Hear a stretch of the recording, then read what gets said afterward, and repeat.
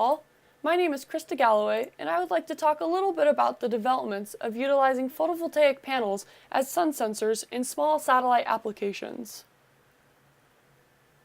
First, let's talk a little bit about small satellites and their role in the space industry right now.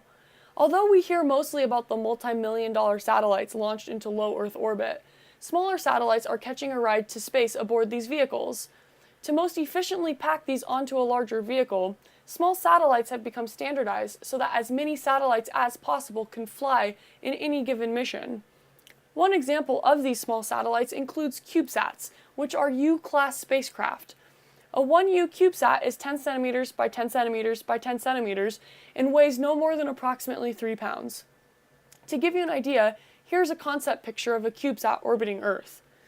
Many of these CubeSats are launched into low Earth orbit and will stay there for anywhere between 2 to 6 months, depending on how quickly they are initially traveling and at what altitude they are released at. During this time, academic institutions and private companies can obtain in-space test data on certain components for larger spacecraft applications. Gathering data in this manner is much cheaper and more reliable for evaluating the feasibility of new technologies before launching the multi-million-dollar craft. One of the main difficulties that scientists run into with any spacecraft is the constraints of size, weight, and power, which is also known as swap. To decrease one of these constraints, you often have to increase another. For example, if you want to increase your power storage capabilities, you may need to add another battery to your vehicle, but now you're taking up more space and you're overall much heavier. This takes away the opportunity of adding other pieces of equipment in this area as well. For many reasons, one common implementation that works well is the addition of photovoltaic panels on the sides of the small satellite. The panels will produce power for the onboard functions of the vehicle while taking up little space and being relatively lightweight. As spacecraft get further and further from the sun, PV panels will not work as well, but do work well for near-Earth applications. One imperative component of any spacecraft that will send back usable test data is the addition of sensors.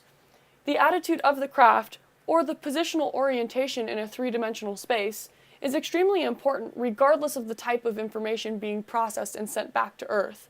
Without knowing the attitude of the craft, the location will be unknown and a lot of data will be useless. In general, photovoltaic panels are extremely sensitive to the angle in which the sunlight hits the panel. The angle of incidence, or the angle between the sunlight and the line normal to the surface of the panel, will change as the spacecraft moves through its orbit. The differing angles will change the voltage at points on the panel as well as the overall power production of the panel.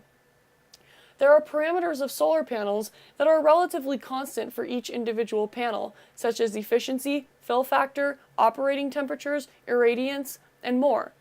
If these parameters are characterized prior to launch, and if the spacecraft can know where it is at in relation to the sun, then it is possible for the panel to be used as a sun sensor. The attitude of the craft can then be back-calculated relatively accurately, utilizing a system that is already present to either replace attitude sensors altogether or at least create redundancy in the system. Here's an example of the sensitivity of solar panels. Using a simulation from many labs, you can change multiple parameters on a terrestrial application of solar panels.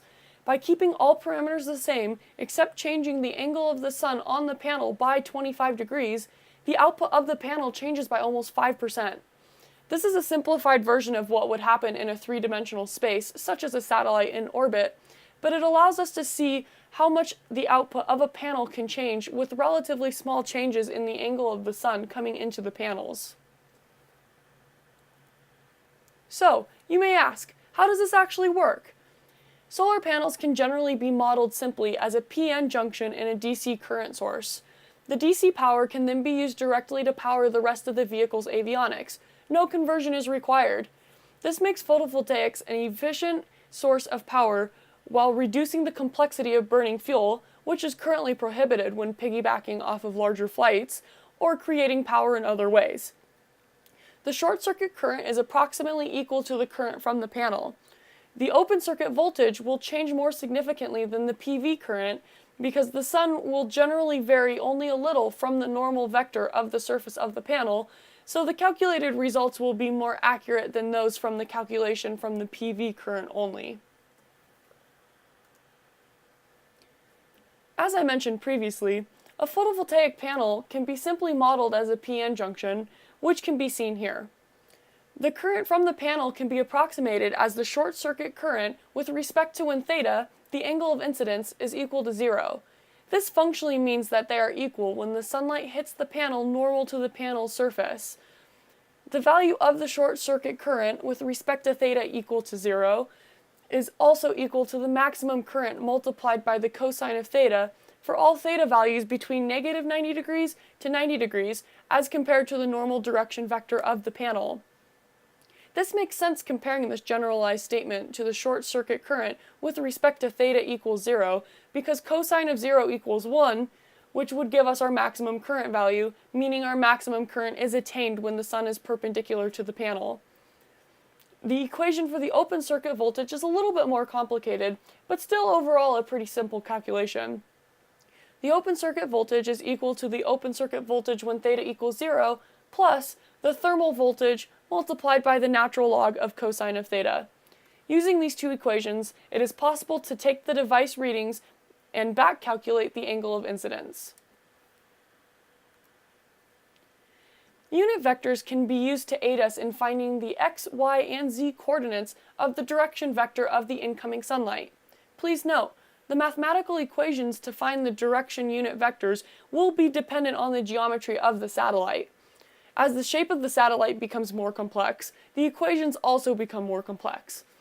In the case of a simple cube, like a CubeSat, the equations are fairly simple.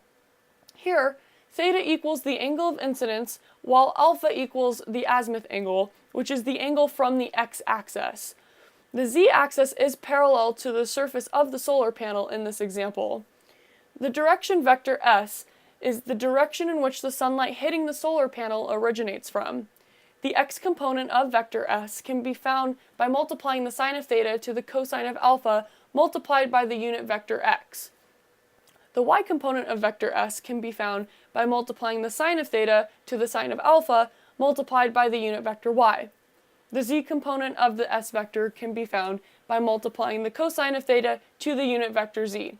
Again, this is only for cube-shaped satellites, but this is a simple example of how the direction vector of sunlight can be found.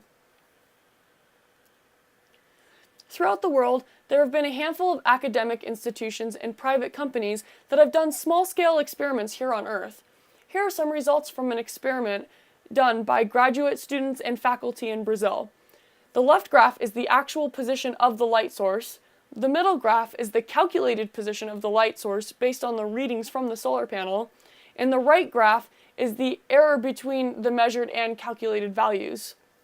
As can be seen, the error between the actual and the calculated values is relatively small and could possibly be attributed to experimental setup error. With these preliminary results, it appears that using the calculations could actually be feasible.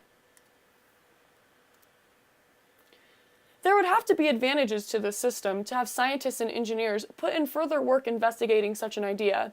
So, what are these advantages? A system like this has the possibility of eliminating the need for certain pieces of equipment, which would help us with swap, as well as simplifying certain aspects of the satellite as a whole.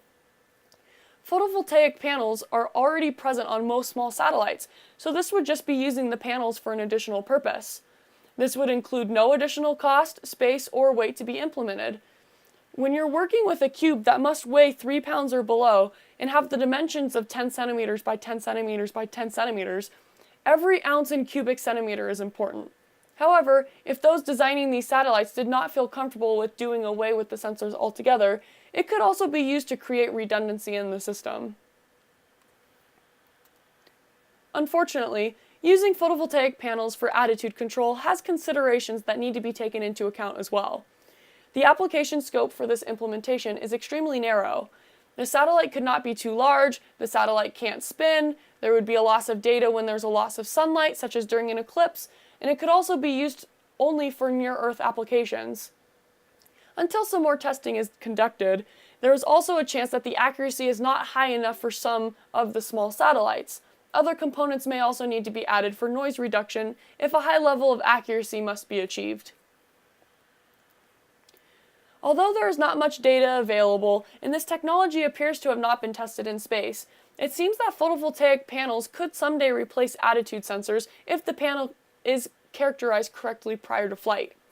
If this technology does fly someday, it will help enable affordable spaceflight that will help support the larger missions. The next steps in testing would include verifying the results of those who have already conducted terrestrial testing, and then move on to testing the calculated attitude accuracy for feasibility for future missions. Thank you all for your time, and I look forward to answering your questions. Thank you!